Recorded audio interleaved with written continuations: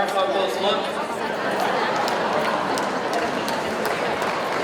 He was backstage, he was like, should I wear the turtleneck? I'm like, no, the turtleneck's too much. So I think you're gonna get this crowd. All right. That's all I have right now. Well, he did write down he didn't even wear his glasses. At least when Malcolm wears his glasses, he looks like smart Garfunkel. That joke is why there were protesters outside. You guys, I'm very excited now to introduce the PEN America CEO. Please welcome to the stage, Suzanne Nossel.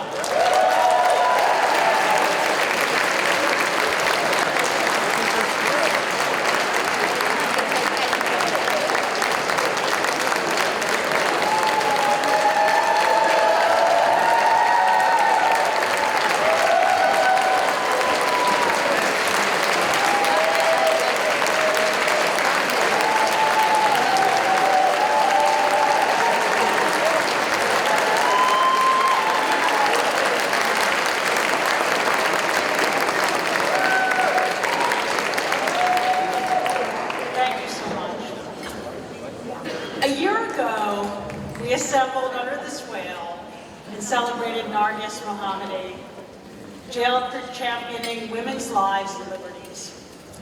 Believers in the freedom to write from varied backgrounds and viewpoints saluted Nargis's sacrifice, which would earn her the Nobel Peace Prize.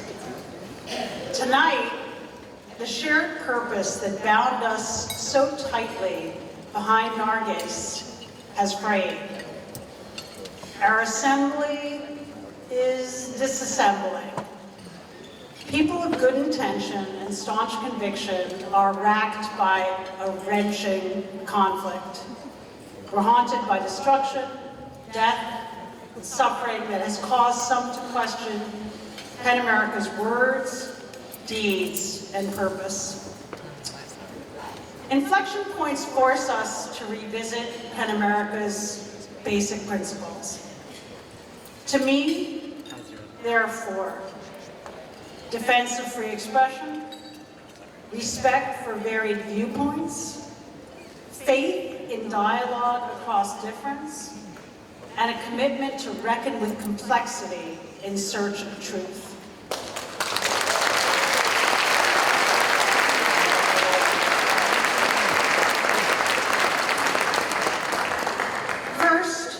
We challenge rulers who imprison the likes of Nargis and the more than 100 writers behind bars in China. We thwart would-be authoritarians who ban books and outlaw curricula.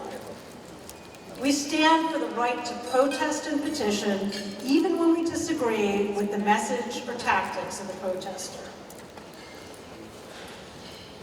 I'm a writer, James Baldwin wrote. I like doing things alone. We prize writers for their singularity, but PEN's power is collective. Our ability to defend writers is strengthened when we speak for and to many. Conceived in the ashes of World War, PEN understood conflict not as a reason why writers could not unite, but as a reason why they must. Not too long ago, PEN America was New York centric and known for big personalities: Naylor, Miller, Bellows, Sontag. Thanks primarily to the work of our extraordinary staff, we now embody and serve a younger, edgier, and more representative community. It's one more in keeping with the second of PEN's principled commitments to being a home to writers of all genres, ideologies, and persuasions.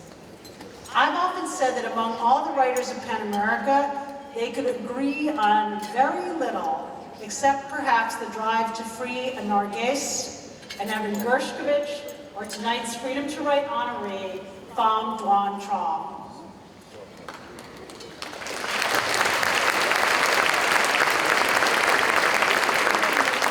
In our fractured society, sustaining a broad organization based on a finite set of unifying principles has become far more challenging. it's also become far more necessary. We've defended drag shows, Moms for Liberty, right-wing provocateurs, and a revolutionary Communist Party bookstore. We work with LGBTQ groups, with clergy, with libertarians and librarians, depending on the issue. A few years ago, we advocated for NFL players' right to take a knee to demonstrate for criminal justice overhaul. One of our partners in that campaign asked us to endorse their specific demands for bail and policing reform. While their goals sounded worthy, we said no. To hold our community together, we must stick to what defines us: free expression, the right to take a knee, and the sacred liberty we each hold to call for the change we seek.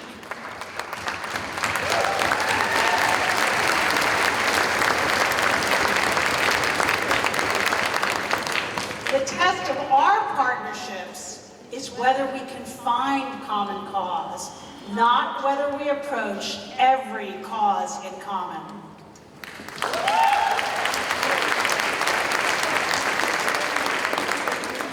And when values come into conflict, our sanctuary is dialogue. Penn believes in dialogue not as a concession, but as a catalyst to new understandings.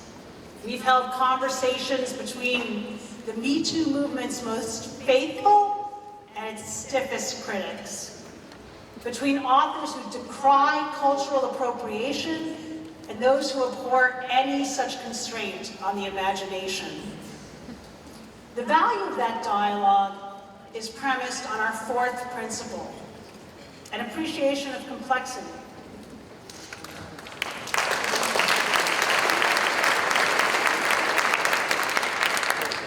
Path-breaking work on how to protect free speech on campus without turning a blind eye to bigotry. We analyze disinformation as both the exercise of free expression and as a grave threat to it. We reject facile analogies and false equivalencies. Some accuse us of drowning in nuance. Perhaps.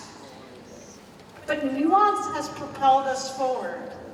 In a world dominated by sound bites and simplifications, our commitment to facing and reconciling tensions has set us apart and allowed us to break through.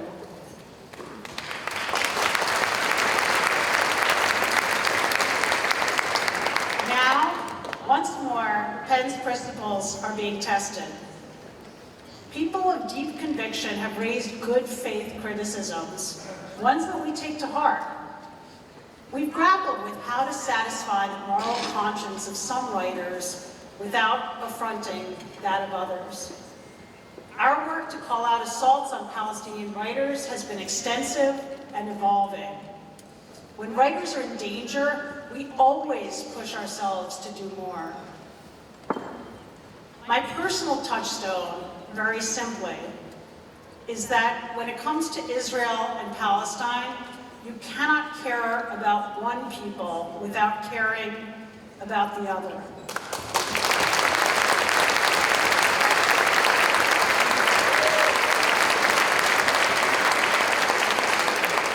No one history, no one tragedy, and no one trauma forecloses another.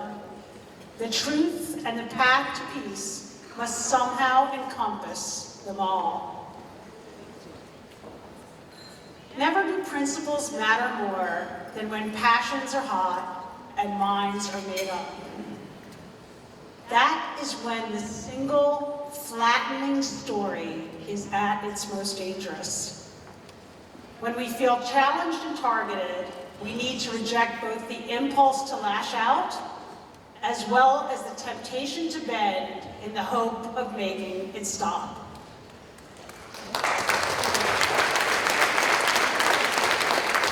Those are the moments when we must listen most closely, reflect most deeply, and hold most firmly to what we stand for and why.